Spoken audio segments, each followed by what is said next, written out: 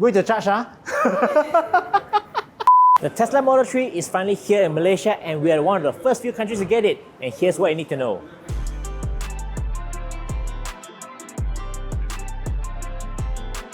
Firstly, it's the design. It looks much sleeker because it kind of reminds me of the new Tesla Roadster design. It has sleeker headlights, a more sharper front look. It looks better than the previous Model 3 that looks like a dugong, don't you think? This design is not just for looks because it's actually more aerodynamic. It has a claimed drag coefficient of just 0.219. That's super efficient and it's the lowest coefficient drag for any Tesla in production right now. In fact, it's pretty close to the Hyundai Ioniq 6, which has a drag coefficient of 0.21. The rear design has been updated as well. You can see you get this C-shaped taillights, which is now actually one piece. It doesn't split like before. So when you open it up, the whole light moves up with the boot lid. But you must be wondering, how will anyone going to see this kind of dark, especially when the lights are up here? Not to worry, there are spare lights down here. So you can have your signal light, your brake lights over down here so that people can see you even at the dark. The boot is also pretty decent for a sedan and you get more underfloor storage down here. It's quite massive despite being a sedan. And you no longer get the T badge, but you get Tesla spelled in full. What do you think? Does this look more premium or do you prefer the T badge of the previous model? On the Tesla Model 3, Tesla has taken its minimalistic approach a bit too much for my liking. Number one is that they removed the stalks over here, so there's no more physical stalks for the signal light and the wipers as well as the garage selector. So instead of using the stalks, now you have to use buttons on the steering wheel, and these are like capacity buttons to indicate. So you hear that? You need to use the buttons over here. So the problem with this is that, let's say for example, if you're driving a roundabout, you want to exit, the buttons move along with the steering wheel and that can be tricky to operate, so that might take a while to get used to. Secondly is that if you want to change your drive selector, like for example park, reverse, neutral and drive, there's no more stop, so you need to swipe on the touchscreen. And you might be wondering what happens if the screen breaks or it doesn't respond. So Tesla has fitted backup buttons on the ceiling over here, so you can see this park, reverse, neutral, drive near the hazard lights. I'm not really a big fan of this. What do you think? Similar to the Tesla Model Y, everything is controlled from the touchscreen, including the aircon controls and also the aircon vents. And you want to open the glove box, you also must use the touchscreen as well by pressing the button here, glove box. And the glove box on the Tesla Model 3 is quite tiny, to be honest. And when you close the glove box, it feels quite rough. It feels like a magnetic box kind of thing.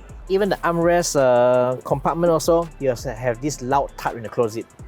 I think they could do some damping over here, so that is much more refined. The Model 3 comes in two versions. So the base model, which we're seeing right here, comes with a smaller battery, and this has a rated range of 513 km on a single charge. It can get from 0 to 100 km per hour in 6.1 seconds, up to a top speed of 201 km per hour. That's still pretty fast. If that's not enough, there's also a twin motor long range version, and that has a bigger battery which can provide you up to 629 km on a single charge. And because of twin motor setup, it's actually more powerful as well. You get from 0 to 100 km per hour in just 4.4 seconds, up to a top speed of 201 km per hour. The base model starts at 189,000 ringgit, while the long range version is priced at 218,000 ringgit. As you would expect from Tesla, everything else you need to add on extra money. For example, this paint right here is free, the pearl white is free, but you want to change to other colors like black or blue, then it's going to cost you 5,000 ringgit. If you want the stealth grey, that's going to cost you 7,500 ringgit. If you want that sexy ultra red color, that's going to cost you